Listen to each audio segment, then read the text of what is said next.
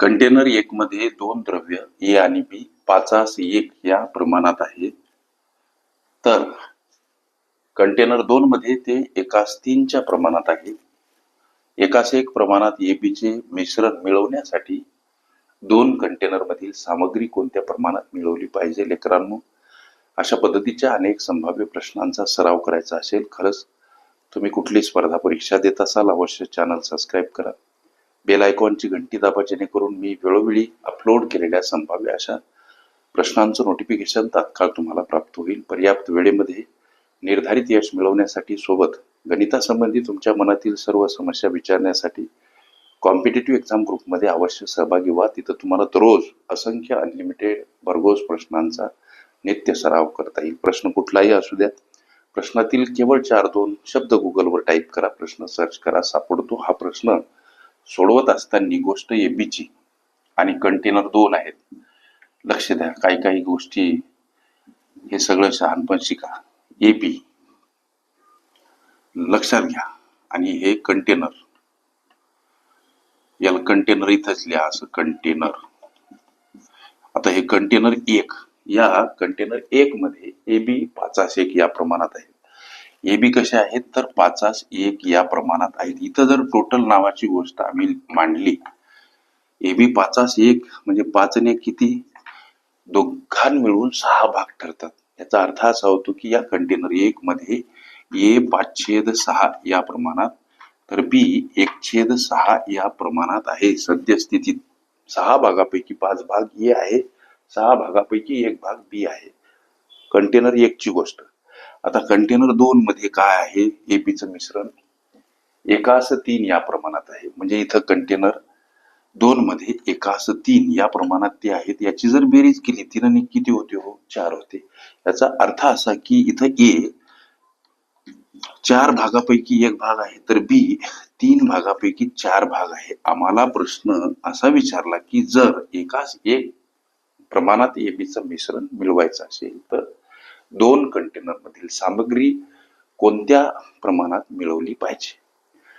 दोन्हीचं प्रमाण 1:1 पाहिजे. म्हणजे इथं बघा, थोडस आणखीन याला वाढवू, ए आणि बीचं प्रमाण कसं हवं, 1:1 हवं. पुन्हा याची जर बेरीज करू गेलो तर 2 होते. याचा अर्थ 2 भागापैकी 1 भाग ए हवा आणि 2 भागापैकी 1 भाग बी हवा. अशा पद्धतीचं हे पाहिजे. बघा, आता कुठलाही एक घ्या, बी घ्या किंवा ए घ्या, दोन्ही कंटेनर मधील या एबीचं प्रमाण कसं हवं, 1:1 या प्रमाणात हवं. म्हणजे ए सुद्धा 2 भागापैकी 1 हवा, बी सुद्धा 2 भागापैकी 1 हवा. छेदस्थानी 2 आणले कुठून सर, तर इथे 1:1 या प्रमाणात हे त्यांचं प्रमाण हवं एबीचं. म्हणजे 1 आणि 1 किती होतात, 2 भाग होतात. 2 भागापैकी अर्थात 1 भाग ए हवा, 2 भागापैकी अर्थात 1 भाग बी हवा.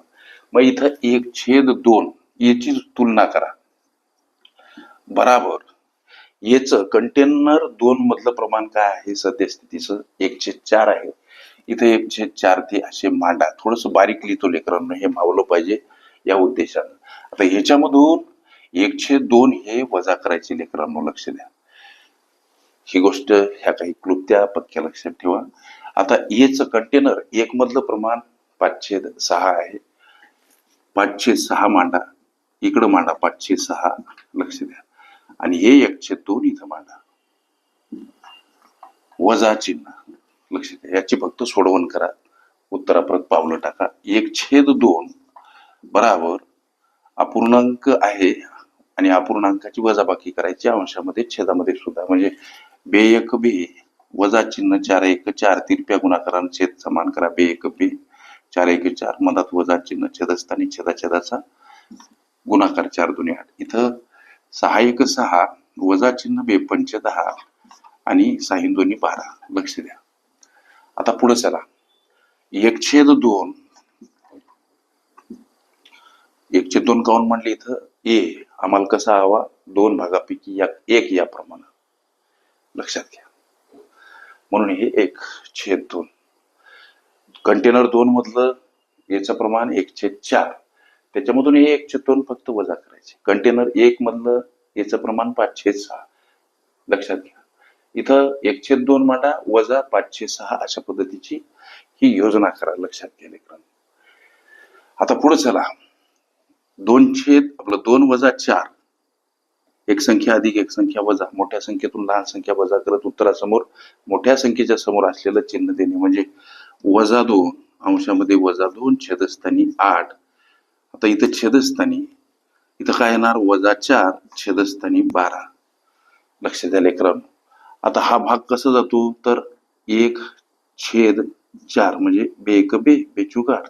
इथं 4 × 4 4 × 3 12 म्हणजे 1/2 बराबर इथं वजा 1/4 छेदस्थानी वजा 1/3 उरले. हे वजा चिन्ह गायब होईल लेकरांनो. आता 1/2 बराबर 1/4 भागीला 1/3. इकडच्या उजव्या पक्षातील हा संयुक्त अपूर्णांक, याचा विचार करा. संयुक्त अपूर्णांकाची सोडवण लेकरांनो करत असताना इथं मांडतो, मग सांगतो. 1/2 बराबर 1/4 भागीला 1/3 हा आहे संयुक्त अपूर्णांक. संयुक्त अपूर्णांकाची सोडवण करत असताना संयुक्त अपूर्णांकाच्या छेदातील छेद अंशामध्ये गुणीला घेतात, म्हणजे हे मांडा. 1/2 बराबर 1/4 कडे जाताना 3 गुणीला भागीला हा एक मांडा, नका मांडू, काही फरक पडत नाही. आता 1/2 बराबर हे 3 एक सोबत गुणीला, म्हणजे 3×1 = 3/4. प्रमाण एकास एक होण्यासाठी एबीचं मिश्रण मिसळवण्यासाठी एकास एक प्रमाणात एबीचे मिश्रण मिळवण्यासाठी 2 कंटेनर मधील सामग्री कोणत्या प्रमाणात मिळवली पाहिजे, त्याचं उत्तर हे सापडलं.